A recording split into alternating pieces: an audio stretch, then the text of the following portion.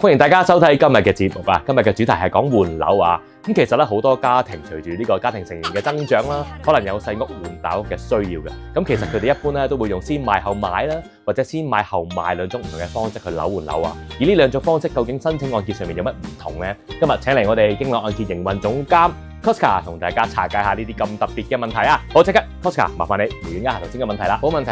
嗱，首先先買後賣啦，就意思係即係先買咗一個新嘅物業，再賣出舊嘅物業啦。咁好處咧就當然係唔使急住放舊嗰個物業啦，係嘛？今日搬得輕鬆啲啦。但係因為有兩層樓同時喺手咧，你新買嗰個物業咧最多只可以做到7成按揭啦。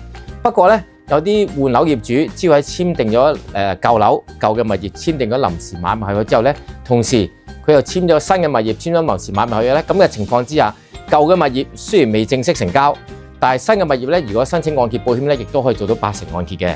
咁樣至於先買後賣嗰個情況又係點呢？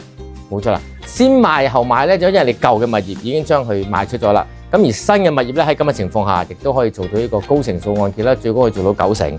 不過咁嘅情況，大家要預翻啦，可能你會有個額外嘅短期租樓嘅支出啦，同埋一啲臨時搬屋嘅開支嘅。咁不過無論係用邊一種情況啦，當然都要睇翻自己嗰個還款能力啦。最緊要就可以簡單啲，我哋經絡按揭同事幫手，咁就換樓換得更加安心啦。係冇錯啦，咁啊其實無論係先買後賣或者係先賣後買，我哋經絡按揭嘅團隊都幫到你手嘅，記得揾我哋啦，拜拜。拜拜。